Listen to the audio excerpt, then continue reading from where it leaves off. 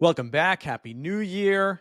This is Eyes on Golf with Jeff Eisenband. I'm excited to get 2024 rolling because if you listen, we had 4 podcasts drop in December 2023. I'd call that a soft launch. I wanted to get my feet wet in this podcasting space, get things going, start to record, get out as many kinks as I could before the PGA Tour season actually started. And now that the season is back, it's here, I want to go hard into 2024. So we're starting off things fresh with Doug Smith, Dougie Fresh, my buddy, my longtime, I now can call him a longtime friend. It's been a couple of years calling golf for PGA Tour Live on ESPN Plus. He does a variety of stuff. We'll go over Golf Channel, next Golf Tour, some other things in the works for him. Also played professional golf. He's PGA professional certified, or at least he says.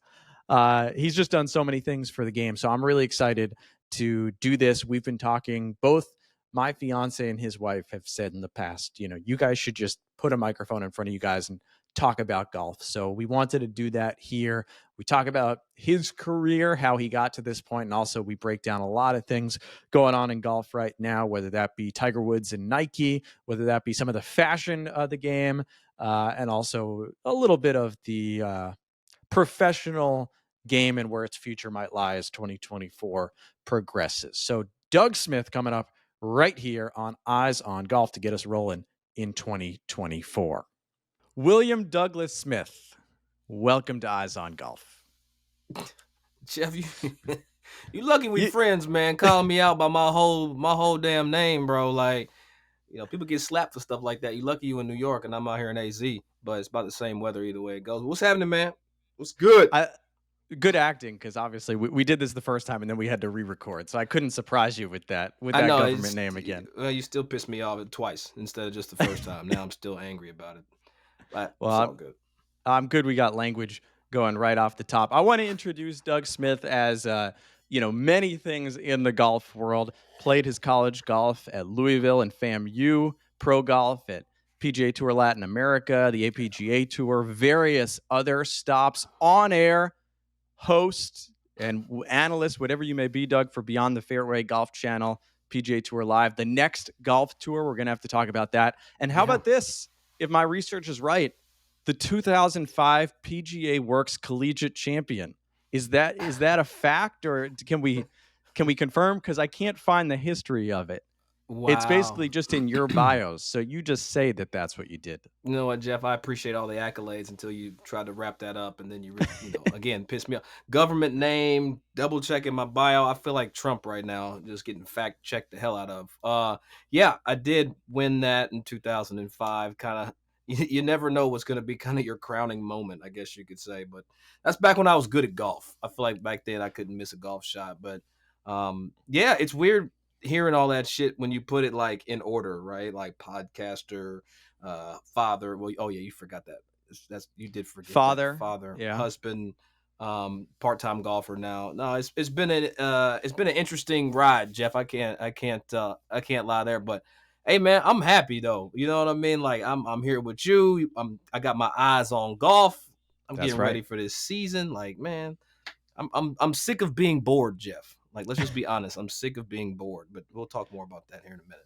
Yeah, no, let's talk a little bit. I want to talk people. We want to talk about a lot of things in golf, but I want to talk about your journey a little bit. Starting from a kid in Versailles, Kentucky. Wow, you said it right. Spelled like Versailles, but Versailles. You said it correctly, Jeff. I'm not impressed. Quite the Parisian speak in the state of Kentucky. How does a kid in Versailles, Kentucky, create this dream of becoming perhaps a professional golfer? Oh my God, it's a bunch of accidents, man. I wouldn't call it a dream. It's an interesting way to put it, man. I've tried everything and failed, and I think I'm still trying to do this work that I'm doing, and I just haven't failed yet. So I wouldn't say. I'm going to cut you off there. Stay tuned for my next act. But no, I mean, go on about this kid. I grew up, playing golf, and first of all, let me just say, golf was a hell of a lot cheaper back then. I don't give like being young enough credit playing golf or trying to play golf. I snuck onto a lot of golf courses. I grew up at a driving range. I was the product of like everybody's advice. So like when people saw me swing on the range, like I'd have 2 or 3 people saying, "Hey son, if you do this, if you get your pronation and your supination, we can get you to hit it straight." And I'm like, the hell are you talking about? And somehow all this randomness and instruction led me to, get to college. And, I had a pretty good junior career, man. I kind of was cocky coming out of high school, thinking I'd go play big time D1 golf. And then I ended up actually walking on at the University of Louisville and played there for 2 years. Before me and the coach fell out. Me and Mark Crabtree had a little falling. Actually, we didn't fall out. He just told me, I'm not gonna have a spot for you next year, Doug, unless you have a monumental summer. And back then it's like I got to the team and I'm thinking like, oh, I can take a breath. I don't have to fucking grind this summer. I don't have to play in every single tournament possible. I got a team to play on, but it turned out that the coach put me on on waivers basically. Gosh, I feel like Aaron Hicks out there.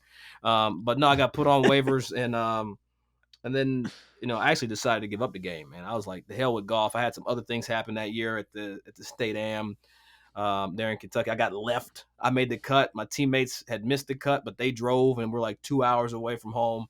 And that year I was like, you know what? Teammates from high school. I was like, the hell with this. I'm done with golf. And then I actually transferred to the University of Kentucky, where I was basketball manager in 2005-06 season. So coming off a national championship, I quit golf, changed schools, and now I'm working basketball for the University of Kentucky. Wait. We're not just going to gloss over that. Who are you working for at the University of Kentucky? Because be more specific. This might be the best story of your entire life. Well, it's funny. I growing up, childhood, my best friend's dad was Tubby Smith. So he was coaching at Kentucky. So I was already very familiar with like the ins and outs of UK basketball. And I, basically grew up when Rick was there, Rick Pitino was there, being around the game and, friends of the family, etc. Name drops, I know, all over the place. Wait, but you've told me in the past that Tubby Smith was your uncle. Yeah. Is he actually your uncle? Not my blood uncle. No. It's my best friend's dad, and we used to say we was cousins. Whose last name is also Whose last name is also Smith. So yeah, let me clear that up for everybody. But I still say to most people he's my uncle. I'm just, I'm on record right now, Jeff. So I have to make sure I tell the story correct. But no, my best friend. Now that I know you've told the story a little differently when you just call him your uncle in the past. But go on. Yeah. No, I still say he's my uncle. I mean, like it's my best friend's dad. It's a guy I can call and whenever, I have questions about life or just manhood growing up. So he's always kind of been there for me, kind of like an uncle. So that's why, then the Smith thing and me and Brian were so close. We called each other, cousins. So then it was like very confusing when you call somebody your cousin and then their dad's not your uncle. It was a whole it was cluster. But it's funny. I'm going to grab a picture for you to see, Jeff, because it's not going to make sense unless I show you this. So give me half a second and you have to cut this during editing. I didn't know you'd want to go here, Jeff. So since we're here, I want to show you a photo from the media guide that I kept. Okay. I'm trying to find the camera shot. There's your boy all the way on the side over here. There he is. 2005. I'm over here beating shit up. Sorry, Jeff. You'll have to cut this. There he is. Bam. Part of the managerial staff, the University of Kentucky. I don't have my ears in, Jeff, so you got to give me a second. But yeah, that was a real life. I'll send you a picture of this or something, Jeff, if you want to use it as B-roll. But yeah, man, I switched it all up. That's why I'm thinking like, if this golf thing don't work out for the broadcast, I might have to jump to basketball, man. Get back cracking. You had more hair than we talked before we started. That was a full head back then. At least I'm losing my hair in the back. You losing yours in the front. So. But so you're the basketball manager. You're the basketball manager at Kentucky. Yeah. Is the golf dream dead, or when does it come back? It came back. It was I remember like yesterday. It was February 06, right? We're getting ready we're doing a shoot around, and I remember there's a player named Joe Crawford, and Joe, hell of a player out of Detroit. He came out. He had his penny kind of like draped over his neck like a cape, and he had no shirt on. He had just no shirt and a cape with his practice uni, and then his pants were down by his ankles, and he just came out and Joe's a stand-up dude, but this day He just a slouchy. He looked like shit. I'll just be honest with you. And then when I saw Joe look like that, I said it out loud. I tapped one of the other managers and I was like, look at this fool. Got all this God-given talent and he chooses to represent himself like this. Like, look how he is misrepresenting himself. And then it kind of hit me like, you got God-given talent too. Like you can play golf and you choosing to wipe sweat off the floor and hand these guys water and do whatever the coaches tell you to do at any time of the day, 100% of the time. And when all that kind of hit me, I got angry about it. And I was like, I called every HBCU coach in the country. Because look, I had just come off winning a championship, national championship. So I got on the phone, trying to call everybody. I was actually on my way to Lincoln University in Missouri. And I got a call back from Marvin Green at FAMU. And he's like, yo, you come down to FAM, we got some cheese for you. And I was like, all right, that's what I'm doing. I'm heading to Florida A&M. And I enrolled Florida A&M the next semester. So back playing golf and then the NCAA. I wish the rules were how they are now, because actually would have made like, $30,000-$40,000 in the college. I could have had some deals, man, but had to sit out when I got to FAM. So I only played, when you add up everything, me sitting out, me transferring 3 schools undergrad, I only played 2.5 semesters of golf in college. There was no Instagram back then either. Can you imagine Doug God. Smith, star HBCU golfer back then? I'd be canceled. That's what would have happened if their Instagram was back there. No question.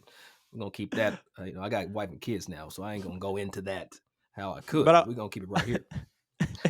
I want to go into, after all this. So, you're out, then you're back in, and then you try, the pro golf dream, which you talk about all that whole journey, playing in high school, bouncing around 3 different colleges. And then it still doesn't get any easier after college trying to make it. I know you moved around a bit. What was that journey like trying to make it? Well, when I graduated in December of 08, right? So I lost my mom in February of 09. So just becoming like this newly, like, let me find a job, I'm trying to play, blah, blah, blah. I, had like the worst thing that could happen anybody happen. So now I got to figure out which way's up. So a year of just not knowing, like, fuck, bro, I went through some shit that first year without moms. And then I was like, okay, I got to put a plan together. I got it. So when I graduated, I went back to Kentucky. I was working at a shoe store, in a department store called Elder Beerman, part of the Parisian network. If you ever been to Parisian, it's part that's like that. That's what I said. Versailles, Kentucky, Parisian. Yeah. So I'm selling shoes. I'm trying to figure life out. And then one thing led to another. And I was like, you know what? I'm going to go back to Tallahassee. So I told my fam, I'm going to give you a year. Yep. I'm going to go back to Tallahassee. And the coach was like, Doug, I'll make you assistant coach. I can't pay you, but I'll make you assistant coach. I had some insurance money for mom's death. I called my teammate, James Petty. He was like, I'm going back to school to get my master's. I was like, bet, because I'm going to need a roommate. And he's like, what you doing? I'm going back to Tallahassee. He's like, oh, I'll be in Tallahassee, blah, blah, blah, blah. So I wrote, I had like, my dad issued me like $8,000, right? So I wrote like a $4,200 check for my apartment up front. I was like, I might not have a job. I might not have water. I might not have electricity, but I'll have a place to sleep. Like, and if I can just have a place to sleep, I'm be Gucci. And then, short story long, I met someone. Then I was at the course one day, and this is a day I'll never forget either. James Ammons, the president of Florida A&M, was playing golf a day I was practicing. And this is a day I did not want to practice. It took everything in me to go to the course, Jeff. I was like, fuck golf today. Mm-hmm. And luckily I went, because that's the day that changed my life. I met him. We talked a little bit. He's like, what are you doing for money? I was like, I'm trying to figure that out right now. He said, gave me a phone number. I called a lady who turned out to be a mentor of mine, because after I got back to Tallahassee, I actually couldn't afford to play golf professionally. So I had to actually get a job. So then I was the assistant to the vice president of university relations. So I was the VP of fundraising for Florida A&M. I was her assistant. So I was scheduling meetings and hair appointments, man. this is such a long story to actually tell. Like every time I tell this story, it's like I got to figure out how to condense this shit. So, FAMU for 2 years, turned that into a job with IMG. So then I was selling sports marketing packages. Uh, for that's another two You're a years. hustler. You're a hustler. No, I was just blessed to be around people that like wanted to see me like not be homeless. Hmm. That's really all. Like it wasn't about the bread. It was like just let me take care of this kid. So IMG took care of me for a couple years. I had some golf relationships. So then I parlayed that. I called the team at IMG because that year, the second year I worked at IMG, you had Brooks Koepka and Cheyenne Woods coming out of college, who both Hmm. I had really good relationships with. So I was like, yo, if I can bring one of them on IMG as a sponsored athlete, then I got a gig as an agent. I'm gonna be the baby agent. Da da da. So neither one of them signed. Like Brooks went to Hamburg Sports. Mark Steinberg had just started Excel. Like he started Excel that same year. And Cheyenne went with, of course she went with where Tiger was. And yeah, I left IMG. They're like, what the hell's this kid? He said he had relationships. You don't have shit. Like we didn't even get either one of them. We got meetings. That was it. So Well, did you know Brooks from Florida because he went to Florida State because of yeah, Tallahassee? yeah. We back then, I don't know how it is now. The Florida State men's golf team and the FAMU men's golf team, we're all relatively close. They had, Cam Smith on, like not that Cameron Smith. There's another Cam Hmm. or Nick Smith, excuse me. Seth Lauer, Jonas Blitz, Brooks Koepka, Berger was being recruited back then. Hmm. But we were all a close knit kind of group. We used to watch Entourage every Sunday. 8 o'clock. We they had HBO over there. We didn't have no HBO. So we would go over there and kick it, man. I mean, we was all broke, so we all pulled money to order food and watch what we could watch. Wasn't no sharing of Netflix accounts and shit back then. So, we had a really good relationship, we FAMU golfers with the Florida State team. And I know, I mean, there was a time I know you moved to Fort Lauderdale when you were really chasing the dream hard, had some status. What was that time like for you? Well, let me say this. I did make it all the way to senior director of advancement, right? I was making Okay, some good cheese out I, near where I'm you at. I'm proud of you. You I'm know what I proud mean? of I you. had made it all the way up. And then I learned how to fundraise and I was like, well, shit, let me fundraise some bread for myself, And then I had saved some money. And then I've never seen like 120,000 to like leave my account, Jeff, so fast. Like, cause like, look, I left my job in November and I went to Q school in January for PGA Tour Latin America. That was the dumbest, smartest thing I've ever done. I didn't have enough planning going in to leaving the office, turning pro. I was caught by um, not having a place to play. You know, I thought I had plenty of money, but it was actually a finite amount of money, and I only had a finite window to use that bread. And so 2 years chasing golf around the minis in Florida, APGA, bouncing down to Latin America to play in events. And I ran out of money so damn fast. I ran out of money in about 18 months for real. Cause I was like, oh, I can do this. I can go here. Well, was it Monday qualifiers that were running you dry, or No, what no, no. was it? I couldn't afford to do that. Hmm. Not monetarily afford. It was one of those things where I learned early on as I was leaving the office, like 70 had become kind of my floor. And that's just honest, right? A great round for me was 65. A kind of average day that's not like embarrassing was 70. And when you string a bunch of 70s together and you're playing in tournaments where the cuts are 8, 7, 8, 6 under par, you Hmm. miss a lot of cuts.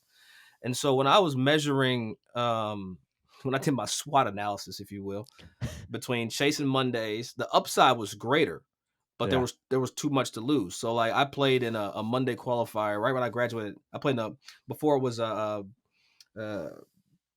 what's it called, FedEx Cup event, the St. Jude. I went down on Monday for it, missed it by one. I was like 6 under with like 4 to play. I was playing with Carlos Franco and I was like, dude, I'm in this shit. Like my first time Monday qualifying, like I started peacocking down there at this course in Memphis. And I finished like bogey, bogey, bogey, like par, and missed it Uh-huh. missed it by one. I was like, damn. Then I went back home to Kentucky. I had drove down to Memphis and stayed with a friend. I had spent $1,100, and so Uh-huh. when I saw like that early on, it was like, okay, if I chase Mondays, I get nothing out of it, but if I play bad and finish top third, I can get a check. So let me go try to play somewhere where there's some money coming back in. And I probably should have chased the Mondays or just got better. Should have just been better.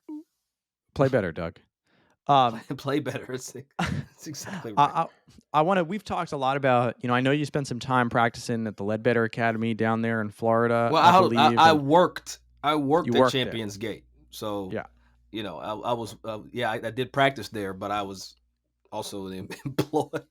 But I think people don't quite understand. Like, especially at that time you were there, and I guess it would have been. Just like you said, you were done with college around 2008, so a little bit after that. No. It was during college. It was during college. I worked at Ledbetter during the summers. So instead of going back home in the summer from college, I would go down to Orlando from Tallahassee. And you saw some guys, some PGA Tour and LPGA Tour players grinding. Yeah.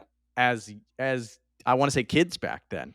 What was that? What was that? Yeah, like? I mean, there's so many names, man, that used to kind of be staples back then. I mean, you had Tony and Gipper Finau, you had Michelle Wee, Bart Bryant, Trevor Immelman, Charles Howell was down there. I'm trying to think of all the names. And then you still had, you had Ledbetter coaching. You had Kevin Smeltz was there, who I worked with. Sean Hogan was there, who's still with Ledbetter. He's a tour guy for Leds to this day. It was crazy because you got to really measure yourself against some of the best players that were already established. Maria Yorth was down there. Suzanne Pedersen was down there. And the cool part was I got to play with a lot of these players like back then. We're talking about 2004, 2005. So Tony and Gipper were, we all were kids back then. And then you had, the Thomas Koglers and things, guys that, unfortunately didn't make it, but were hell of players. So just going out and playing with the Ledbetter team, man, you better show up because I've seen Tony shooting nothing like 60, on the national course out there. And it was a great proving ground. And you got to pick it was so accessible. Granted, I also had this veil of like employment over me, right? So it's like I had a little different access than most people. House money. Yeah, right. I was chilling. But David let me practice back there when we got off work. That's the best job to this day, broadcast included. Working at Champions Gate was probably the best job I've ever had. Minus the time you have to get up to get to work. But I used to work the double nickel, 5:55. You better be there, baby. So I work from 5:30 and change. Triple nickel. 5:30 and change, get off at noon. So at noon, they let me back to the Ledbetter Academy. There was a par 3 little like short course behind it. I had 2 courses I could play. Man, life was great. No responsibility. Oh, I was living good. I know Tony still takes your money now, but back then, Tony and Gipper, how close were they to each other in skill? Back then, Gipper was the one. Gipper was more like me personality-wise. Kind of big personality, chatty, always had something to say. And Tony was very kind of reserved. And just when you talk to him, it felt like Gipper was that dude, was that one that was really gonna like take off. And then, as life had it, Tony kind of began, and back then Tony swung farther. Like he actually swung to the top. But dude, those guys hit it so far back then, like so far. And again, we're talking mid 2000s. And I was long, but when I played with Tony and Gipper, like I had to put my pride in my pocket because they was gonna beat it past me. Not so much now, though, Tony. Not so much. I'm gonna have Hallie on this podcast eventually. Was young Hallie Ledbetter just trying to take notes from Doug Smith on the range back then? Oh no, it's funny. I never saw Hallie. I always saw Andy. Never saw Hallie. So I knew who she was, back then, but like I'd never seen her. I think back at that point, I think Led had just moved like physically to Lake Nona. So she had more of her upbringing, if you will, at Lake Nona versus Champions Gate. Yeah, she wasn't hanging out with scrubs like you. Not then. Not then. She can now though. But before we kind of, she has to hang out with us now. Before we transition, I think, to kind of some more modern stuff, I want to also hear, because I call you sometimes, Doug, golf's most interesting man. We haven't even gotten to the point that you eventually moved to Columbus, Ohio. You were doing fundraising for Ohio State, but more importantly, you were caddying at Muirfield Village. Okay? Yeah. What was that all like at a place like we know so much about Muirfield Village during that week at the Memorial Tournament presented by Workday, by the way. Jesus, We know wow, so much about that week. What goes on at Muirfield Village the rest of the year? I mean, honestly, it's the same. Like, you know, the Village is a well-oiled machine. And let me preface this.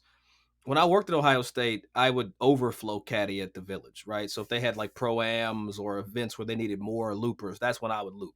I would actually take a day off from Ohio State. You're a freelance caddy. I was freelance caddy. That's a good way to put it. And then, you know, I moved to New York and then moved back to Columbus. And when I moved back to Columbus, I was driving Uber and working. That's when I turned pro. So I was driving for Uber and I was caddying at the Village, and I had a country club membership. So that was actually very interesting dynamic, because I would caddy for fellow members at my club, and they never knew how to greet me, because it's like, you know, usually they ask me about how I'm doing, and now they're like hesitant to give me the club, and I'm like, John, I'm at work. Give me the damn club. I got your bag on my back. I also got so and so's bag on my other shoulder. I think the hard part about looping in any caddy yard is like just ego. I think my ego was a little too big to really like ascend as a caddy. I was not the one that was gonna be like, and I'm not trying to talk shit to caddies out there, but you got to bite your tongue too much. You got to be almost a little subservient or submissive to like the members so that you secure the bag that you need to live with. And I just wasn't fucking with it, to be honest with you. I was kind of like, nah, I can't loop. But the bread was quick, fast, and easy. And so, well, let me rephrase it. It wasn't easy. Double bag looping, that's 8.6 miles on the straight line at Muirfield Village and 80 flights of steps up and down. So it's not, thanks Fitbit for those remarks. But it's not an easy walk, but you know, it's a great place. It was a well-oiled machine, you know, and then everybody got scared when Jack was on property. But at the time, I was the high school golf coach at Upper Arlington High School, That's right. which was Jack's school. So when Jack came on property and everybody was tight-assed, I was walking up to him saying, "What up, Jack? How you living? Like, what's happening?" Like, so it was a very and he would say he would say, "What up, Doug?" Yeah. Look, Jack doesn't know me from anybody. Like, you know what I'm saying? But the thing about it is, if I get time with Jack, and I've had multiple times with Jack, he remembers the kid that said that, right? It's like, "Oh, you were, yes, right. You were the coach." Yes, sir. I was the yes. So I'm like snap recognizable with Jack. You know what I mean? Where it's like, "Hey, Mr. Nicklaus," and he's like, "You did the tell me what you did and why I'm not like running from you." So yeah, or not having security come throw you out of my presence. That's a better way to describe that. Well, I believe you had you've told me one story with Jack that you guys actually, I believe, were in the same car at one point. What happened then? Yeah, so Jack was being inducted to the Upper Arlington. Let me take that again, please. Sorry. Jack was being inducted into the Upper Arlington Hall of Fame, right? And so I was the head coach at the time, and you know, we're at the OSU Golf Club, which he redesigned, blah blah blah, and we're in the van, and my job was to like just be there and entertain him until it was time to bring him in. So Barbara had left, and everybody had left to go organize everything, and it's just me and Jack chilling. And you know, I'm not afraid to talk, right? So it's just me and Jack, and he's in the passenger seat, but I'm in like the back seat, like behind him in like a 17 passenger kidnapper van. So like, give you this setup. And it's parked like on the 18th green, which is really weird, and how to get there. It's like right by it. So it's around back of the golf club. And I look at Jack and I was like, "Mr. Nicklaus," and I never call him Jack. I would never do that. I hate when people call him Jack. Have some respect. And I was like, "Mr. Nicklaus, why will you go down as referred to as one of the greatest golfers of all time?" And he gave me the best 3-prong answer I'd ever heard. He said, "No, number one, I was, you know, I worked hard. You know, I practiced, you know, longer hours. Him and Jack were out at Scioto Country Club, blah, blah, blah, practice hard." And he's like, "Well, I was better prepared than everybody." And I was like, you know, I don't know if the story goes, Jack would actually pace things off from tree to tree, so he knew how far, you know, everything was back then. There's no rangefinders, of course. So he said he was better prepared. So he worked harder and he was better prepared. And he leaned into me, Jeff, and he looked at me, and he's got these like really freaking bluey eyes. It's kind of terrifying how blue his eyes are. And he goes, and I swear they turned fire red. And he goes, "And I was better than everybody." And I was like, okay, all right. Well, I've never felt so small. Like when Jack Nicklaus looks you in the eye like this close, like leaning back like this, and says, "And I was better than everybody." Like I even telling the story, I've told the story 100,000 times. I still get chills when I tell that story. Still, You didn't look at him and say, "I'm better than everybody." hell no. You better recognize who you was talking to. Like that's what, like I don't think people understand, man. Like Jack could do things that nobody could do, you know. And I mean, Tiger is killing himself off the golf course and still trying to beat this dude. Like Tiger has had wrecks. He's been beaten. He had a bad bout with a fire hydrant, and this MFer is still trying to beat Jack Nicklaus. And Jack ain't touched the club in how long? That's all I'm saying. That's all I'm saying. Just leaving it out there. Put that right there for you, Jeff. Well, I think that sums up a lot of the pre-golf broadcasting life of Doug Smith. But now I want to go to You're gonna bore people with my story. Bored to death. you live a very on-air life now, a full-time on-air life. How did that come to be? How did you get into the golf broadcasting and hosting game? You know, this story's so underwhelming. Like it's so. I'm almost embarrassed to say like how we got here. Look, I don't think it's that all underwhelming. right. So it starts with failing, right? You got to fail first. You know, after I failed at trying to play golf, I became a head golf professional at a golf course and hated not being able to cuss the people out that wanted to be disrespectful. And it's like, Sure. we're cart path only. I just planted brand new grass on the golf course. You're not going to drive your cart on the brand new unsprouted seeds yet. Sorry. So it was the customer service of it all that I seemed to fail at. And so Yeah. Okay. I moved to Phoenix, started working for True Spec. True Spec Golf kind of moved me out here for playing. So a lot of respect for the folks over there at the time from True Spec, and brought me out to Phoenix. The only person I knew out here was Cheyenne Woods. My wife, she's a producer. She does a lot of content, commercials, etc., shows. And she was like, "You and Doug," to Cheyenne, "y'all need to start a podcast." And I was like, "Man, I don't even listen to podcasts. I still don't listen to podcasts, to be quite honest. I'm sorry to let you down." It's true. You've only hosted multiple podcasts. Yeah, no, at it's this point. just very true. But we did that for 3 years. So I was, fitting golf clubs and working for True Spec. I ran their mobile fitting program. And what had happened is I had created kind of this network of PGA professionals from, doing the job that I had to do. But I also created, a network within kind of the industry of people I had access to at different OEMs and different kind of brands, if you will. So I had this very interesting kind of like connection to a lot of points of the game. And then I had a podcast, and that podcast gave me hours of content that was viewable or searchable, right? So Will Lowry, who he pitched a podcast to NBC. And he pitched a 3-voice podcast, 2 guys and a girl voice, female voice, excuse me. They said no, we didn't like it. The pilot they had shot. And so luckily for me, Will called me and was like, "Hey man, you want to do this show on NBC?" And I was like, are you interested in doing a podcast on NBC? And I was like, hell yeah. Like, what the hell kind of question is that? And he was like, we got to record a demo. And I was like, I got Birdies Not BS. Me and Cheyenne had already done 3 seasons or 2 seasons at that point. And I was like, yo, let me send you the link. We used to use, I think we used Riverside then. I forget what we used, Jeff, and sent him the link. We jumped on, like, he called me at like 1.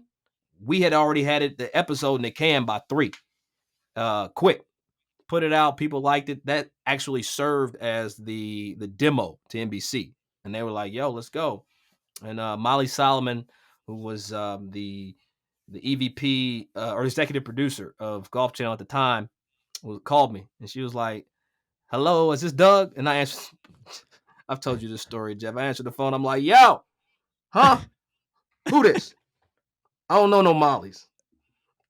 She's like, it's Molly Solomon from NBC.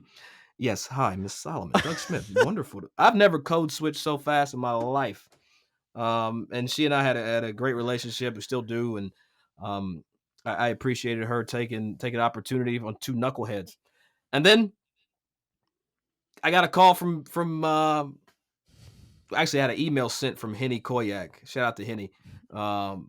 To Greg Hopfey at PGA Tour Live, because she had heard that they were expanding voices. She sent them my pod, some things I had done for Golf Channel, and Then I'm on air with Jeff Eisenband for my very first tough. My That's very tough. first broadcast without training wheels.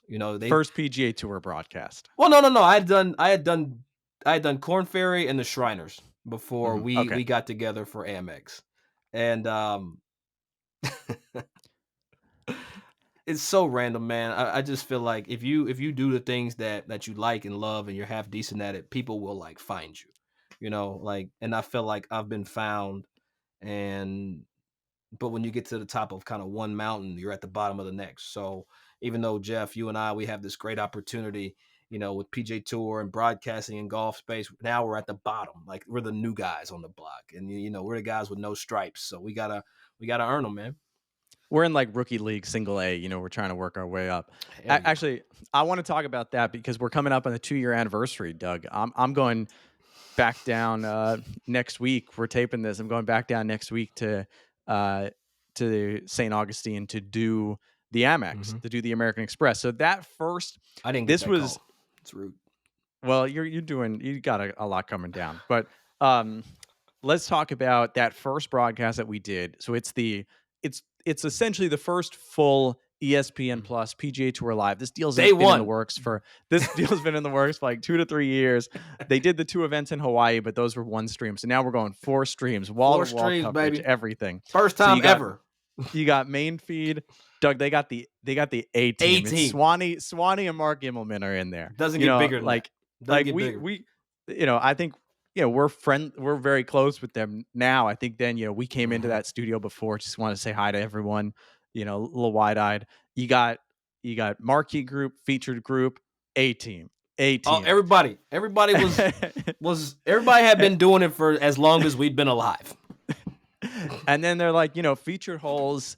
We don't know, we don't know what they were thinking, Doug. They're probably thinking, we're not sure. This is going to be different. Featured holes. Let's try something. Let's put these 2 young guns on. And I had known you through Instagram. I'd followed you, and I was excited because I knew I was like, I'm getting something different. I'm getting different. The black guy. I'm getting the black guy. I'm getting something different. Oh, you're talking about different. Okay, sorry.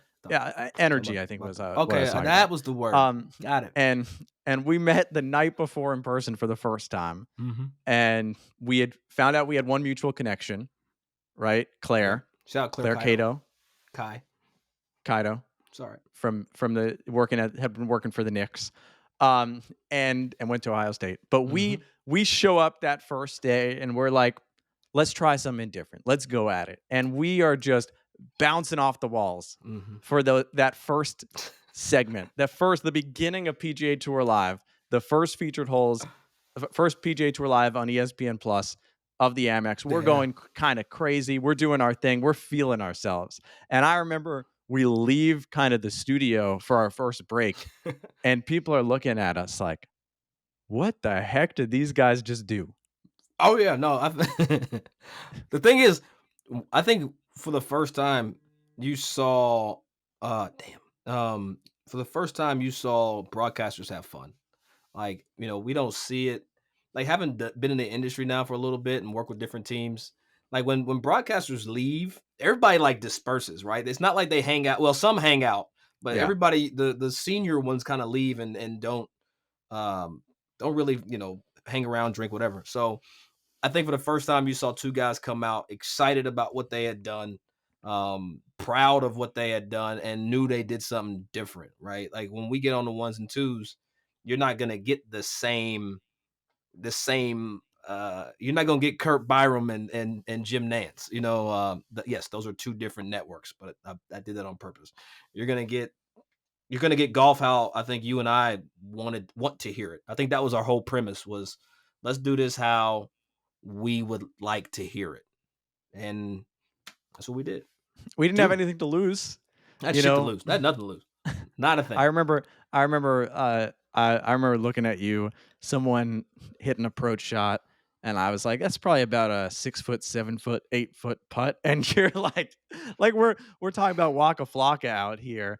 And like nothing else is close to that on the other stream. So we were proud of it. I think when we look back, we've talked about this, Doug. We've looked back at our first year together on PGA Tour Live, been like, what were we doing? Like, it's like, like perhaps First of all, it was a we Lil might have Wayne. gotten. It was a Lil Wayne reference. I got to clear this Sorry. up. It was I'm a not. 6 foot, You're 7 right. foot, Sorry. 8 foot. Yeah. I'm just Yeah. Lil Wayne. That was important. Yeah. Yeah, we clear that up. There we go. Sorry. Yeah, we can clear the audio. We can fix all that. It's okay. No, but I think that I look back and I'm like, wow, we were getting excited about guys chipping to like 4 feet. It's like all right, not everything was perfect, but I think that we liked bringing something different. And I think the question that I have for you is when you get on air, not just with me, but whether it be Beyond the Fairway, whether it be some of the other events that you've done for Golf Channel, how are you trying to be different? How are you trying to create your own unique voice out there? Well, I think it starts though, Jeff, and let me say this because it's timely because Kevin Kisner just went on air for the Century, right? And some people were like, "Oh, I love Kiss." Some people were like, "I hated him. He sounded like everybody else." The hard part was when you start this stuff, man. Like you sound like you think they want you to sound, right? So it's let me do the broadcast voice, and on the tee from so and so nothing. It's Jeff Eisenband, or the PGA Tour proudly presents the season-long. You put the whole shit on. Yeah. And unless you're Mayan Patel, and that's just how you are. Exactly. Unless you're Mayan Patel, and you actually speak like this, Mayan. But once you kind of like learn, luckily for me, I have a mentor, right, in the space, Michael Eaves from ESPN, and when I'm questioning something or I do something, I send it to him for him to take, and I'm so fortunate for him. He's a Kentucky guy too. Shout out. He went to University of Kentucky. I grew up watching him on local news, by the way, when I was a kid. So it's like I really have this admiration for Eaves. And now that I know him, I send him my stuff. And he was like, and Eaves is cold-blooded, man. Like, he put you in your place. He said, "What the fuck is this?" And I was like, "Damn, like, why you sound like that?" And I'm like, "What you mean why I sound like that? Put the voice on." And he's like, "Don't do that again. Like, look, if you want to stay around, be you. If you want to get bounced out of here, then do the shit that you're doing." And I was like, I wish I could hear Michael Eaves off air. He's like Samuel L. Jackson in every movie, right? Like, so no, it was I hated the gut punch at the time, and I think it applies to you too, Jeff. I think we've talked about this before. It's like, when I got permission to be me, is kind of when I felt like that's when things started like changing. When I really just was like, I don't care if you don't want me for this project or that project. I'm going to do this shit right here. And if you like it, cool. If you don't like it, go find somebody else that'll fit your box. And that's benefited me. And I think that'll benefit a lot of people. Don't be like what you think you should be. Be who you are and figure out how to navigate as your true authentic self. And I think that's been my saving grace is, I am a curious person. I am a forgetful person. I do call people out. Just put all that shit together, and that's, if it works out for NBC, CBS, ABC, whatever alphabet place, great, holla at me. If not, fuck it, I'll go find something else to do. Well, I think there's a lot of, we talk a lot about, find people who believe in you. I think for you, it's been about finding people who believe in the person that you are being on air. Actually believe in you being yourself on air has been important.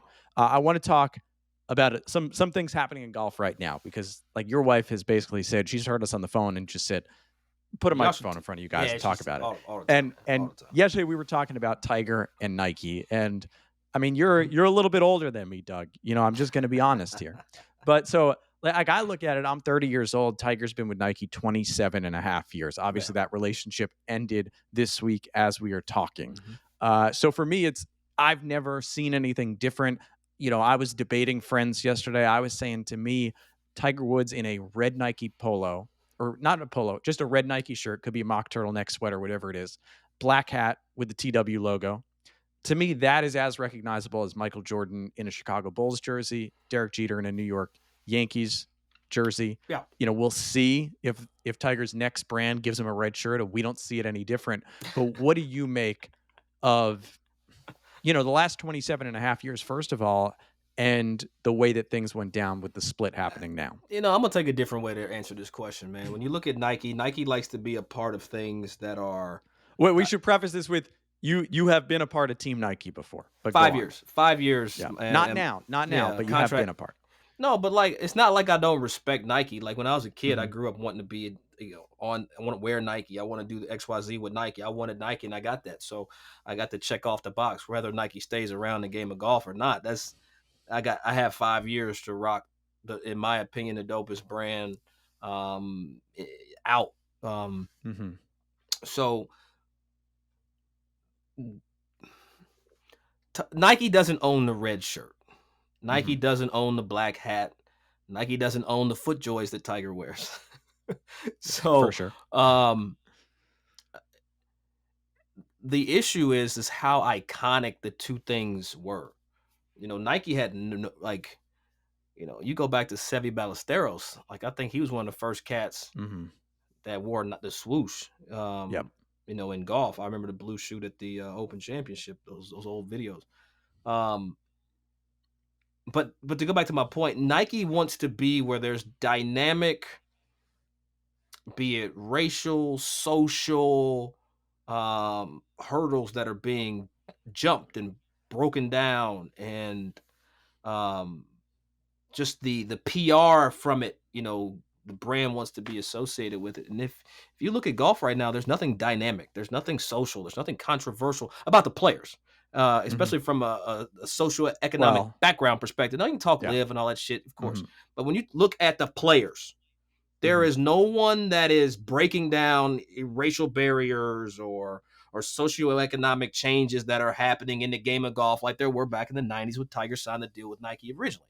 You can't say that's Mhm. the same. So that's one of the things too that Nike's probably weighed in. It's kind of like, well, 27 years of breaking shit down. Well, shit's broke now. And then there's just I just don't think Nike has an interest in the game of golf anymore. It's just my opinion. This is not backed by data or science or anything. Mhm.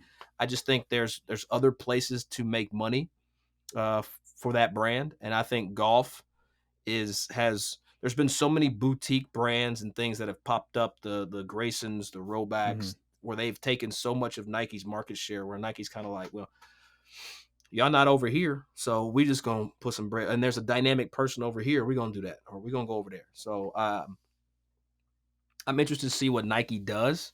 I'm interested to see what Jordan Brand does when we're talking about the Mhm. brands. But I know that's not the question, but I'm just interested to see kind of how all this plays out. I think it's too soon, Jeff, and we need some more information from a lot of other sources. But I think not seeing the swoosh on Tiger, to your original question, it's going to be different. But I think like now it's common. People change brands, change logos, change whatever like fairly consistently now. So But he's Tiger. You think about some of those athletes that I just mentioned from a Nike standpoint, like, you know, Jordan, Michael Jordan, Nike, Jordan, well, I don't LeBron think yeah, James. I don't think of Jordan as Nike though. Well, you think of, okay, but that's where Yeah, no, we I could get it. get in. We Yeah, can get into should a TW yeah, offshoot have been created like Air Jordan, yeah. LeBron James. I'm saying I've used Derek Jeter as an example, but I think Roger Federer is the guy to look to right now. And I Mm-hmm. brought this up. We talked a little bit about it. Roger Federer left Nike after Mm-hmm. 24 years. They signed him when he was 13 years old. And should have All signed me right. when I was 13. Well, I won't. Yeah. It would have been different going playing college golf back then, but they signed him. Roger Federer leaves Nike 2018, 2019. He signs with this budding Swiss company On, which I know, Doug. We've seen you. I call them the Air Dad ones when you've won the Ons, but I'll tell you what. Maybe I should take that back because right around when I said that to you, um, Roger Federer On goes public. Roger Federer's stake is now worth 200 million. To me, I think that is a big driving factor for someone like Tiger Woods that could look around, see what Tom Brady is doing, whether his crypto stuff worked or not. Athletes of Tiger's stature can command so much, Yeah. not just cash but equity in these companies, that maybe that's where he's thinking right now.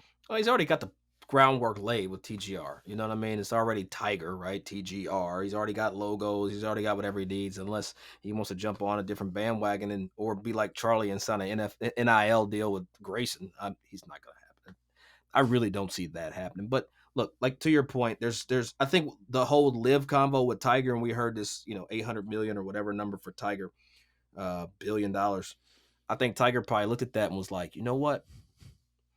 I'm at a point where I don't need Nike. Let me start my own thing. And I just don't hope I hope people understand that it's not a single-sided thing though. It's not like Tiger Mhm. left Nike. They Mhm. didn't renew the deal that they had in place. It was I don't know if it was a mutual split, but it wasn't like middle finger deuces, I'm up out of here, right? It was amicable. It was thank you for the years, right? It wasn't this whole, like this divisive, like I think split just really sounds divisive, like Yeah. it's over. They dissolve might be a better word. But I'm interested to see what Tiger does, man. He has the brand and the name, the recognition to really start something dope. And if he starts something new, I'm probably gonna wear it. I'll be honest with you. It's Tiger One Woods. place, one place I don't think he's going, Doug, is Malbon Golf, um, which we saw your boy Jason Day wearing for the first time, debuting this past week. He leaves Nike to take on a sponsorship with Malbon Golf. Feels like a perhaps potentially a big moment in golf fashion. What did you make of his outfit at the Century? Um, I would have done it a little different. But look, Jason made a statement, and the Malbon team. Shout out to Steve Malbon. That's a good close friend of mine, and I'm proud of what they've done. I, Whenever you get people talking good or negative, especially about fashion, it's positive. So the Mhm. impressions that J Day got, man, you gotta you gotta respect what they're doing over there, right? Like if you hate it or you love it.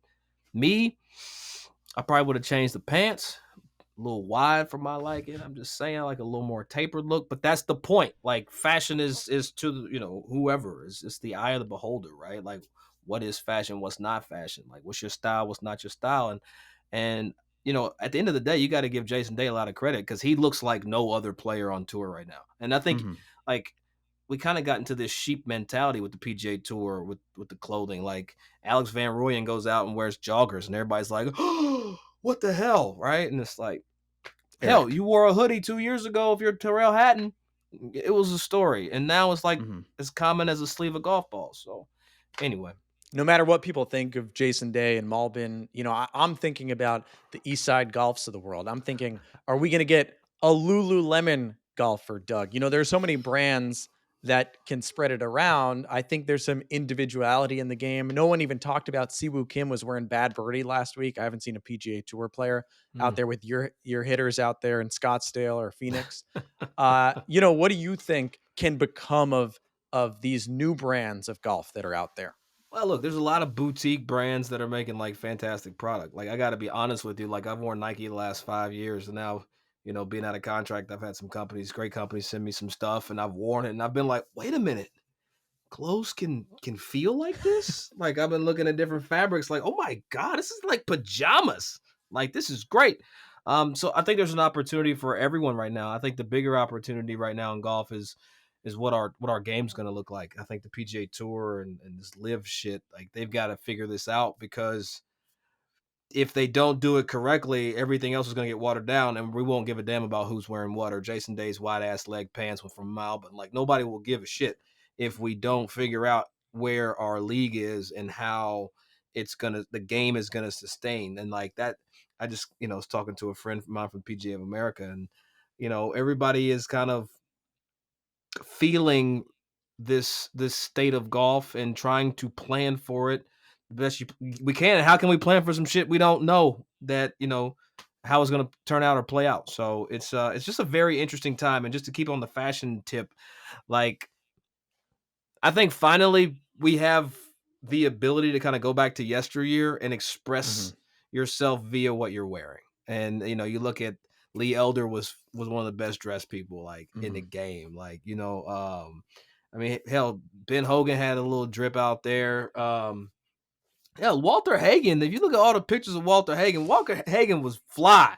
Wingtips, had the tie, had the damn button up with with the vest. Like, I think we're just now getting out of the sheep era of golf as it relates to fashion. And like think we talked about it earlier. We were talking about Eric Van Rooyen. He wore joggers and hoodies. Like, oh Mhm. my God. Like now it's like I'm looking forward to seeing like the fashion show. Like I hope that like there's this air like this scene, Jeff, where it's like the cameras are watching everybody come into the pro shop or through the clubhouse, and it's like ESPN's dun, dun, dun, dun, dun, dun, and everybody's coming in, and you see like the baggy clothes or whatever you gonna wear for the day. Have that. That's the content that I want to see golf.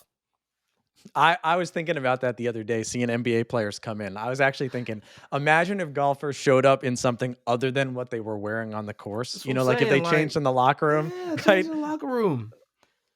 That'd be Like super dope. I Super think dope. about I think about all the videos of Kobe showing up. Like there's a famous one on ESPN where he hides behind the wall. Like, Yeah, yeah, you yeah. know, imagine Kobe showing up in a Lakers jersey. Like that that That's just all I'm saying. That's all I'm saying. yes. That's what I want to see. I want to see the camera. I want to see the content that's created from, with the music playing.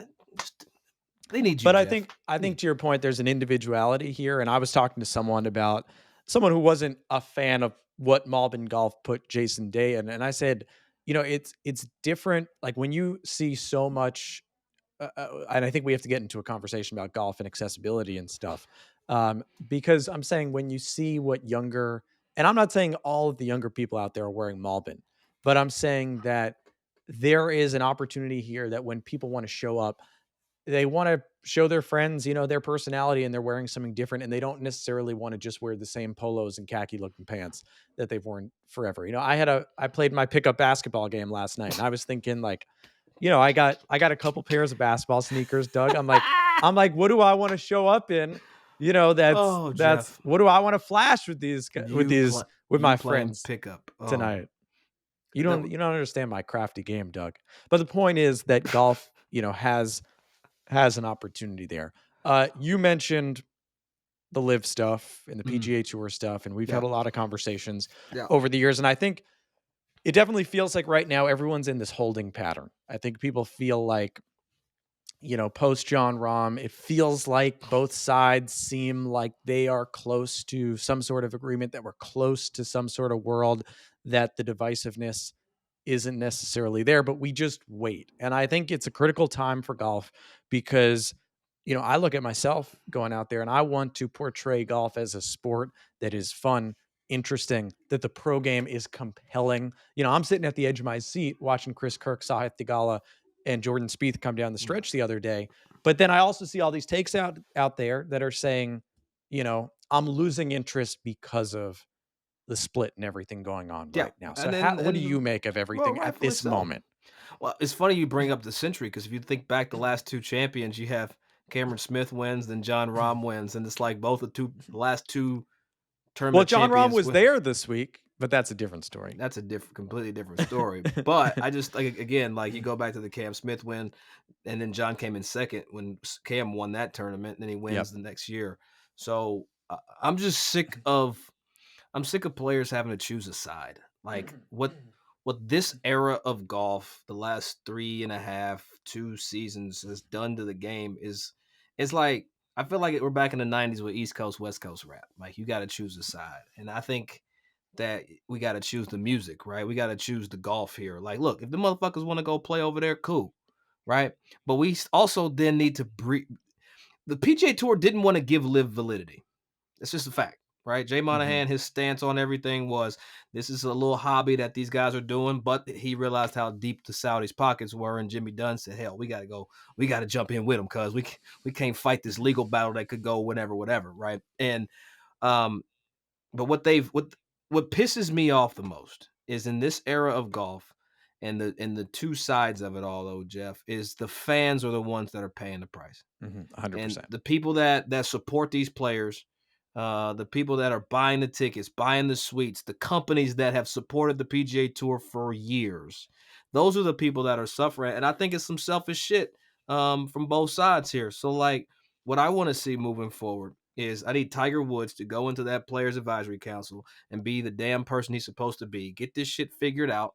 Then say I'm going to captain the Ryder Cup team. Bring the Mm. whoever the hell qualifies. If you play on Live, Tom, Dick, and Harry, I don't care if you play minor league tour. Get your brother Corey Eisenband on that fucking Ryder Cup team. I don't Shout out care. Corey Eisenband, Eric Cole. Yep. I don't care who is representing the United States when it comes to what tour you're playing on. I care that we got the best players, and I care that we go whoop their ass, right? That's what I want to see. And I think at this juncture, honestly, man, I'm losing the ability to care about it. Like, like I want to see John Rahm plays. Yeah. Like I want to see Rahm at the Tournament of Champions. I would have liked to see that. Reigning Masters champion, right? I would have liked to see, because remember he won. He shot 31 under par and didn't win. Like, so it just I don't know. I'm the fan in me is angry with how all this is going. Yeah, we're broadcasters first, and of course we have to keep. No, I'm a person first. I'm a fan. I'm a fan first. Okay, well, but that I mean, fan first, and that's one way to put it. I like to tell people, Doug, on this show, I've been telling people, we are PGA Tour independent contractors. If you want to tune us out, go right ahead. But I think that, to your point, that's what I've been saying about the fans. Like, the fans don't care how much Jon Rahm just made. The fact that not just that he's missing Century, but he's going to go play LIV Mayakoba instead of playing Amex, where he defended last year, Farmers, Torrey Pines, where he won his first PGA Tour event and won the U.S. Open, not going to be there. Phoenix, where he lives and has been an adopted celebrity, right, at Arizona State, he's not playing there. No. Pebble's going to be a signature event this year. He's not playing there. And Genesis, Riviera, where he won last year in that duel with Max Homa, he's not playing there. So the fans, you can put it any way you want, but the fans are going to miss out on that. And that's the unfortunate part. To your point about Beth Page, the Ryder Cup next year, I just want to say, I don't expect that to be an issue, next year. We're going to be following this stuff, obviously, throughout the year. Remember that a lot of those original LIV Golf contracts were 3 years, right? Those were the reports on a lot of those. This is year 3. So we'll see how much leverage, we'll see how much strings are pulled. We don't know anything, but I think the bottom line that we're saying is the fans need to be put first again. Well, then it's also up to us to make this the product sound more exciting. Now, look, you go watch golf with no sound, that's up to you, right? But then you take me, you, Jeff. Then you miss us. Yeah, that's right. Right, but I'm saying, but it's also our job to make, tournaments where guys are playing well that may be new on the tour. It's our job to make those players sound exciting and be vibrant, and their personalities might not match. I mean, I think that's what we like about Jon Rahm. It's the fact that he's dynamic. He says what he wants to say, and he doesn't play by anybody else's kind of rules. And a lot of those guys that have that mantra, that mentality, they've gone to LIV. Fuck PGA Tour. I'm gonna go over here and get this bag. Where it's kind of like, man, we're starting to have like a lot of tour players that are copies of each other. A lot of guys that have the same tone. We got a bunch of varied hitting Cameron Champs. That's what we got. Chill ass, cool guys that literally all sound the same and hit at varying lengths. That's what we got. Well, Kevin Kisner called it the UGA Tour at one point on the broadcast last week. Does Kevin Kisner know what the UGA Tour actually means? If he said that, I didn't hear him say that. I wish I would have. I think he was thinking Georgia Bulldogs, but yeah, the UGA. Okay, okay. That if I'm missing something here, Doug, maybe I don't know if it's go back and look at the tour that the black players played on in the 60s and 70s. See what it's called. Okay, well, I'm gonna have to do some of my more research after this. Well, that's a good segue. Let's talk APGA Tour, all right? Because you got the Farmers coming up in a couple weeks. You got the APGA Farmers Insurance Invitational. Yeah. Third time it's being played at Torrey Pines, North and South. Third time you'll be, I believe, on the ground for it. Obviously, as of today, the no contracts in place. I have no idea. So I'm not gonna say. No, anything. I'm kidding. No, I get it. It's actually you ready for this broadcast team, Jeff? Yeah, I'm ready. You ready for it? Yeah. I'm on the ground. Okay. Amelia is analyst. Amelia Migliaccio. And guess who is the host? Just guess. Guess. Well, last year was Damon Hack. Year before it was Damon Hack. Year before was Damon Hack. Third year. Is this someone that you've worked with before? Yes. Steve Burkowski. Someone you would never work with. Shane Bacon.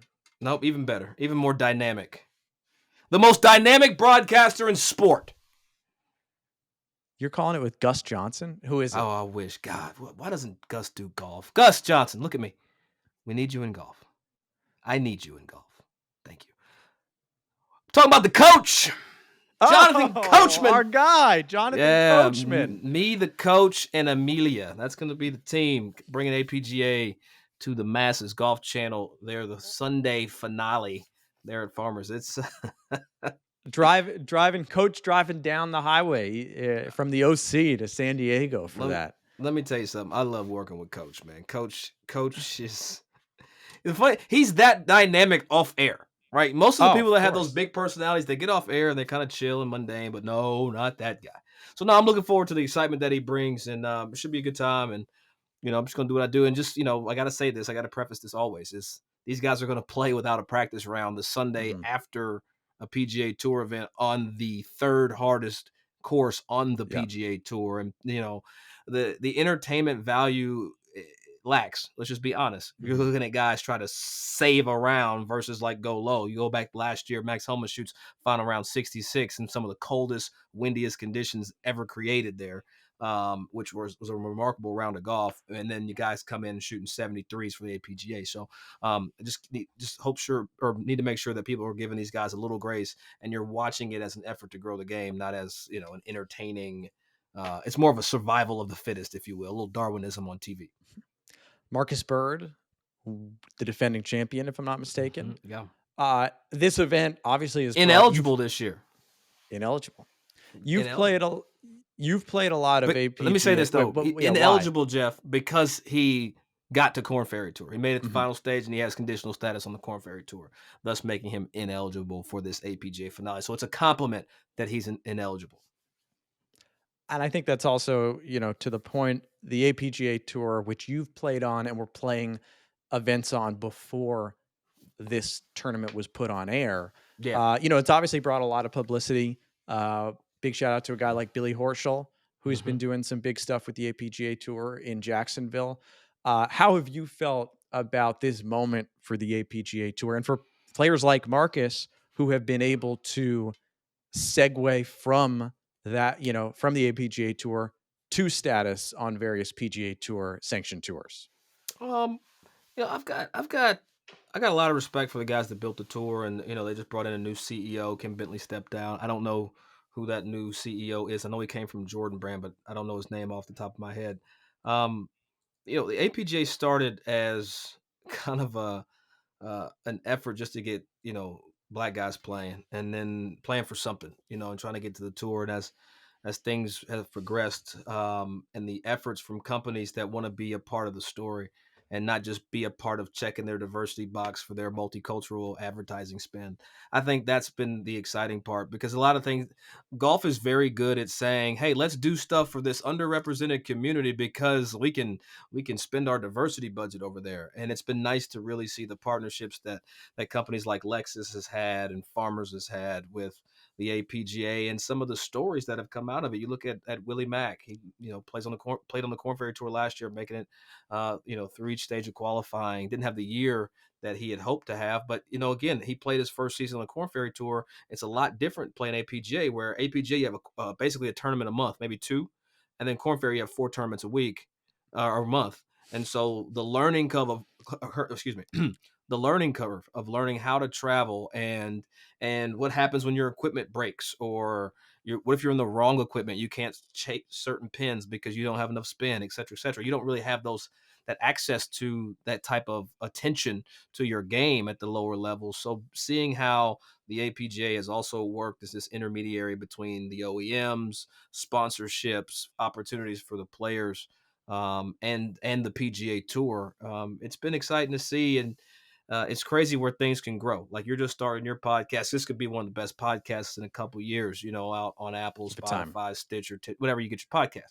So it's just interesting to be a part of the incubation and see where it is. It pisses me off that I don't have the time to still compete like I want to and play out there and bust some of those guys' ass like I can. But other than that, I'm proud to see, the Marcus Birds and the others that play the tour. I think it's also, I look at your place in all of this, and we've had a lot of conversations, and I My know that. place. What the hell are you Well, talking no, about? no, no, no, because I want to, Doug, I want to say this in the right way because I know My we've had a place. lot of conversations that you don't want to like, you don't like what you said. You don't want to be just a guy that checks someone's box, is No, what we've had the conversation. So you never. want to, you want to bring Unless there's a a big check attached to well, the box check, then I'm cool. you want to bring a unique perspective that isn't there. And I think you want that to just be more organic in that you're a knowledgeable former player who knows what he's talking about with golf Hmm. and can be looked at as just a talent as opposed to someone checking a box. So where does this all, as you're trying to navigate all this, how do you create your own identity in that sort of way? You know, let's start with what I hate, right? One thing that Yeah. I hate is, I need permission to speak. We both do.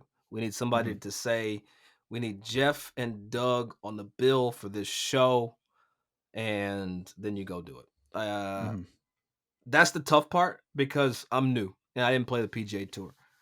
I've seen, you had Andres on here, and this is no knock on Andres. This is a comment of what he's been able to accomplish in his life.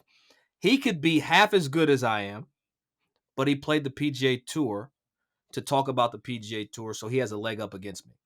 And Hmm. that's one thing, in the analyst seat that I've struggled with as of late. It's um, not imposter syndrome because I've earned my seat. I've earned the ability to critique the best players of the world. I've beat them in private settings, just not on the PGA Tour. Um, but there's going to be more guys falling off the tour that are going to be in our age range with the ability to speak. So as I look at my place, it's the seat that I'm currently occupying. Um, I have questions on how long it'll be me in that seat. Um, Trying to find my own way in the world, I guess. I'm not old yet, but I'm also like the new kid on the block. So at this point in my life, I should be coming into like expert level gaming efforts, right? But no, I'm the new guy on the block, and um I don't know, there's some comfort, there's some anxiety, there's some imposter syndrome, there's some code switching, there's a lot of things going on, Jeff, as I'm in this space, and I'm not trying to like draw you a picture, but if you look across all media platforms and you just talk about the black guys doing golf, me, Damon Hack, Will, I'm talking about TV. Like Roger Steele does some things, PJ Championship, CBS, um, in the golf space, right? Me, Will, Damon, Coach, There we go. Fran. Okay, but what do Fran, Coach, and Damon have in common? They're all hosts. I'm not a host. I'm an analyst. So then you look at it. Okay, you got me and Will that do analyst work consistently. Neither one of us played the tour. So how firm are we kind of in our seats? And that's, again, we'll figure that out later, but I want to be real with you, you know what I'm saying? You got your eyes Yeah. on golf. I'm just being real, with kind of like what we feel from our seat, and to be plugged into all, you look at Will and I as in our seat, we're always consulted with on matters of APGA, Charlie Sifford Cups, these black or grow the game TV initiatives, and I wouldn't sell yourself short. I think you're talking about some guys like Damon, Fran Coach, who've been at this for that's decades. fair. I think it's different. I think that you and Will, to put you guys, together, obviously hosting the pod together, have brought a perspective that maybe some people weren't thinking about that they Mm. needed to. So I think that's all good. I want to ask you another question that we've talked about many Oh, times, Doug. I feel like I'm on a Are hot you a, seat, Jeff. are are you an influencer? No, I don't. Let me rephrase it. I don't identify as being an influencer. I don't like the context. I don't like the conversation. Um, but I Are you a journalist? absolutely not. You are a Okay. journalist. I'm not a journalist. I Okay. tried to be once upon a time. Um, Will has a statement where he says, "I'm not an influencer, but I'm a person with influence." And I think I identify more with that. And when I say influence, I don't mean like over other people's buying decisions and who they are as individuals, but I've garnered enough people come to me for the real. Like, and that's one thing that people always get via my social media. You're gonna get 100% of what I feel. Like, if I think a product sucks, I'm gonna tell you it sucks. If I think something's dope, I'm gonna tell you to go look at it. And I'm never gonna sell you something. I'm gonna tell you to go get fit for a club, whatever. Um, I'm intentional on what I post. And like, I'm just trying to create a community of like-minded people so we can just vibe, right? Like, let's go pull up to a course and like, let's just take the bitch over. Like, that's kind of what I feel like is my next step. I want to have these, I call them fresh takeovers. We've done one once, and I want to do more across the country where we just pull up and tell the GM at the club, I need every tee time you got this day, and just come out and vibe. Right. That's one of my goals, is just to be able to come to a city and bless a course with people showing up. So if I can influence people to do that, yeah, call me an influence. Well, I think we talked about a lot of what people think of the PGA Tour. In that regard, I want to know, when you see just people on a golf course, forget the PGA Tour for a second. How do you feel over the years the vibe on golf courses has changed? How do you feel the way that, our country, young people look at golf? How do you think that that's changed? And obviously, you've Oh, moved it's around the changed a lot. country. You Yeah. live right in a Phoenix, Scottsdale area that is Yeah. a golf hotbed right now. If you can afford it, it's a hotbed. If not, then you just be looking at people jail like, can I Well, play? that's why you have the Phoenix zip code right on the edge of Scottsdale, right? Yeah. But shit, this time it don't matter where you playing. Everywhere. You can play a par 3 right now. It's gonna cost you $150. Um, Ugh. I feel like being on the West Coast, I've seen more like chill vibes on the course. Music being played. Mhm. That's new, right? Like, people think like Yeah, this is such an yeah. old thing. Like, but let me rephrase it. Having it be accepted by the owner operators at the Mhm, course. That's mhm. what's new. Music has always been on the course. It's just having it be accepted. Seeing the dress codes be laxed. But I'm also, a traditionalist too, Jeff. I respect the places that, I have to take my hat off, or I've got to not play the music or be off my phone. Now, I don't frequent those places because I can't afford to be a member at those places. So let's just be honest. Wait, you're what, Doug? What do you call I'm yourself? America's guest.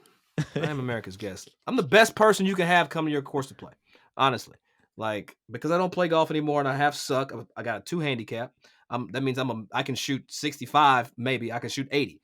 So it's like the range of what I can do. That's why I'm America's guest. Is you want me with you. Like, we can go beat everybody. We can. They're not going to charge me to play. Shout out to PGA of America. I appreciate you. But what I like the most about this new era of golf is you've got people that are creating touch points. Like, I just heard about this game. I don't know if you've heard of this game yet. It's called Dice Golf. It hasn't launched. It's about to come out, where it's a board game that's golf. Like, you roll the dice. There's like a tee die and a damn green die and a fairway. So it's like, are you in the rough? Are you in the Yeah. whatever? And how you advance is based off strokes gained. Like, this game's unbelievable to me. That's not, like I said, it's going to be out soon, but the fact that people are understanding that you need to come to golf different ways. Like, there's a guy in Atlanta that has a golf cartoon, right? There's a cartoon that you can go watch on YouTube about golf. Um, and that's the stuff that didn't happen when I was a kid, right? If we had to go play golf and really be the oddballs back then, Mhm. right? Like, you were weird. And I was by myself. Like, my parents dropped me off like I heard golf is safe, so we'll holler at you and see. Here's $10. Get you a Snickers, a Coke, and a hot dog, and we'll be back in like 2 hours. And that was my upbringing. But now you can understand the game, with the putting mats and the dice golf game and all these different things, man. Like, it's a great time to usher in people into the game. I'm just a little jealous that it's happening now versus when, I was a kid. Well, I think a lot of it, we talked earlier about all the apparel in the industry, right? I Yeah. think a lot of these brands, these apparel and accessories brands, have realized, wait a second, if we can get more people playing, the revenue isn't just in greens No. fees Mm-mm. anymore, or The revenue memberships, is in beverages. What you talking about? That's where the margins are at the golf course. How much can we get these idiots to drink while they here? Like, where's the barstool people? Let's go get all these But guys out here. Run the but tab up. Let's get them drunk. but see, great point there. Arizona, I feel like that's a heavy part of the game. Like It is. No, I will say that. That's fair. Northeast Nah. golf, where people are mostly walking, Yeah. a No. lot Yeah. during the You do year. that at Maidstone and see what happens. But I mean, I think that's fascinating that there's different, it's something that as I've been able to travel more, have just witnessed something different Yeah. than, East Coast golf, like we Yeah. said. That's what I'm saying. I feel like there's like West Coast golf, East Coast golf. I feel like East Coast golf is like more competitive. Like me and you are going to play, and we're talking Mhm. about pars and birdies. Whereas West Coast, we talking about everything that's not golf on the golf course. With if you have a strain of choice, see how I did that Mhm. for those Yeah, that places was where good. things aren't legal. You have a strain of choice. It's celebrated. If you have a drink of choice, it's also celebrated. So, yeah, very very different dynamic, especially where you live out in New York.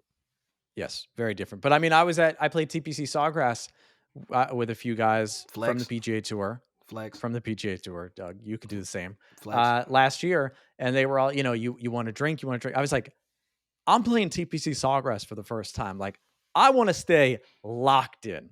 And I understand people would look at me and be like, "Who cares? Who cares?" But like, No, no, no. I got 18 holes here where I want to be. I want to feel like I can ball strike correctly No, playing here. I respect that, J Money. Like that's how it's supposed to be. Like for real, for real.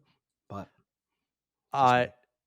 I want to ask maybe one more thing here. Next golf tour, you're a part of it now. You're Yeah, the face of it. Some might say, Doug Smith.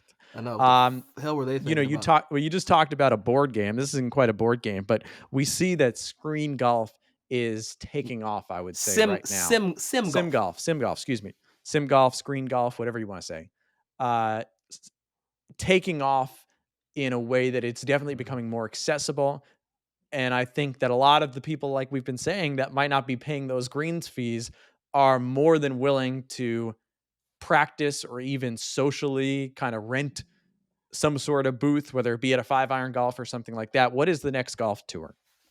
The next golf tour is Trackman's Indoor Golf League. And I don't call it a league; it's a tour where you're paying an entry fee.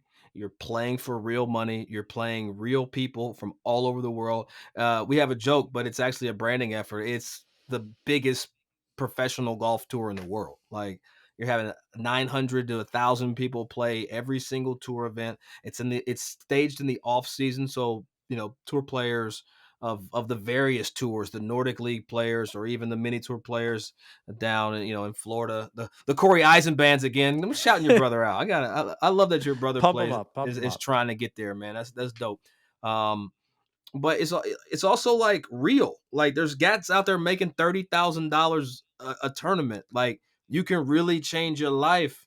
There was a female last year that won the Medina tournament. Her name is Sophia Kibsgaw. I mean, this couldn't have been more perfect for her. She wins Medina, gets 30 grand. She goes on, and forgive me, I don't live over there, but she goes on the sub tour to the women's LET and is rookie of the year, player of the year, and now she's going to play on the LET next year. Like, though that's the best story about kind of how this can play out. And they've created partnerships with the DP World Tour, so you're going to get into events on green grass by performing well inside on a simulator golf. Like is it the future of golf? That's aggressive to say, but I think it's going to be a supplementary way to compete. It's going to be a supplementary way to communicate, create networks. I mean, think about it. If me and you wanted to go play some people in South Korea right now, we could do that, minus the time change, etc. We could really go zoom in, play golf, bet, do everything because the technology is that consistent across all platforms. And is it the future of the game? It's going to try to be. That's for I damn think sure. it's a part of the game. It's a Yeah, part of the game for sure. It's an accessible part of exactly. the game. It's it. Also, You still got to pay, like if you don't own one. But yes, yeah. it's more accessible. Well, Who are debatable. where are the stars of this league coming from? You know that answer. It ain't America, Jack. I tell you that. It is like it's the Aubert people. That's what I call them. Nah, the Scandinavians, Swedes, man. The Swedes, the Danes, um, the Finns, like and Norwegians. anywhere where it's cold, right? Like the Norway, anywhere where it's cold, because there's some nuances to play in this league, like seeing the percentages of how the ball is going to come out with spin and power, and understanding how that equates into this fixed area where you have to hit. is not as simple as you think, right? Because not only do you have to like figure out how far the ball is going to go, etc., but you need to factor in these data points that you've never seen before. So it takes some getting used to. I'm not going to sit here and lie to you. Like, to compete is going to take some getting used to. But I think once people, when I say people, I'm talking Americans, because for some reason, Jeff, Americans don't like money. I don't get I it. think they I don't just get gotta it. they've got they gotta complain about everything Yeah, first, right? And then but we'll get but to it eventually. yeah, but it's like, my thing is like, if you're a mini tour player and you're trying to get to the league and you got access to a TrackMan facility for $130, go have a beer and go play sim golf, because they're paying out the top third. So top third of 1,000 people, that's 333 people that are gonna make something. I think you have to come in top like 190 to get your money back, something like that, something crazy. Like, okay, come in 200th and get your money back. It's not a waste of time, and you dial your numbers in. Just me. FAMU Doug would be all over this. I keep saying about just Scandinavia in general. The next European Ryder Cup, I think it's 2031, doesn't have a home. Gotta be in Scandinavia. Like what we're seeing with Hovland, Aubert, the Højgaard twins coming through. Dude. Like, Yeah, to me, they've earned it. You know, you might have to move it up. I don't know if October or September. You know, you might have to play an early Jonas September Blitz Ryder has Cup. multiple wins on the PGA Tour too. That's Don't right. forget, like, go back Alex a little bit. Noren, you know, you go back to Henrik Stenson. So Yeah, go there's back. a lot there. No, I want to. And I think what I'm seeing though, real quick to button this, Yeah. there's a lot of good players there in that region, not just like a particular, the entire region. Yep. That kind of are stuck waiting on summer so they can play the Nordic League. So this is a great way for people to be seen, noticed, recognized, and celebrated for their abilities. I think if people haven't caught on, if they've been listening to this podcast the whole time and haven't caught on to, I think a lot of what we talked about, that there are people out there all around the world that have the talent to make it in golf. There's just so many other variables, whether it be accessibility, whether it be drive, whether it be instruction. There are so many other factors that play into all this. Change one good week. Look, if Doug Smith qualified for that FedEx St. Jude via the Monday qualifier, he might not be talking right to here. Right now. No, I'd still be right here. I would have MC Hammer Daddied it, but I would have had a club deal out of it. I'll tell you that. I want to leave you with this. Is golf cool? Can it be cool? Should golf be cool? Duh, to all of them. Golf is dope. Don't forget about it. Like, is golf cool? No, golf is dope. That's what golf is, Jeff. Golf is dope. Even for old people. Like, here's the thing. Seeing old white dudes wearing Jordans on the course makes me smile. Like, I think that's really cool. And if that kind of transculturalism's not a word, I'm just putting it out there, I'm trying it out, see how it feels, can happen in the game, then what else can we do as a unit of people? So as you can see, agents calling me, Jeff. I gotta go, man. We gotta go. Shout out to Wayno Drano with that golf is dope reference there, Doug. Absolutely. Trap golf in the building. Wayne Birch. That's Doug Smith. You can catch him on PGA Tour Live for the Farmers Insurance Open, then doing for Golf Channel for the APGA Farmers Insurance Invitational, various other places on Golf Channel, Beyond the Fairway, PGA Tour Live throughout the year. The next golf tour, what we call you, the host, the analyst, the everything, the media personality of the next golf tour.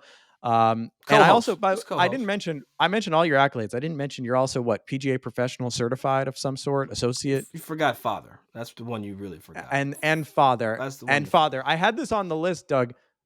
Before we go, what are you, Renzi, your son? How are you being a golf dad already? He's 3-4 years old now. 3 years old. Man, honestly, I'm being myself. That's how I'm being a golf dad. I'm being myself, and just the golf is just falling off, and he's picking it up, like all of it. He's been picked up. You should see his putting strokes textbook. His swing is pure. Ball gets hit up in the air. He's got real clubs. I mean, this kid. If this was the 80s, he'd be on talk shows right now with no social media, because that's what they did for Tiger. I'm kidding. Look, if my kid plays golf, great. If he doesn't play golf, great. I don't care. But right now, he's a golfer. And I'm enjoying this little ride that we on, man. Jeff, I appreciate you having me on here, man. And by the way, I love the double entendre of the name of the show. I mean, good. Eyes on golf. You got you as Eisenband. You got your eyes, ojos. You're watching the game. maybe I have my eyes on golf this year too. It's original. You know, I don't know if Dougie Fresh is, but Eyes on Golf is No, I original. stole that. No, I actually took that. That's repurposed for me. So hey, I didn't give myself the name. I just use it. That's all. All right, Doug Smith. All right, man. Thank you for being here. I appreciate you, man. Love you, Jeff. Thanks for listening to Eyes on Golf. Thanks to Doug. We're going to have to do that again. We got out. I wanted to tell his story a little bit. Now you're familiar with him. We got that out. We got a lot more golf topics to discuss as the year goes on. So more Doug Smith coming eventually, more guests coming in 2024. Like I said off the top, a lot more rolling out here on Eyes on Golf. Thanks for following. Thanks for subscribing, and stay tuned for what is coming next as this season goes on.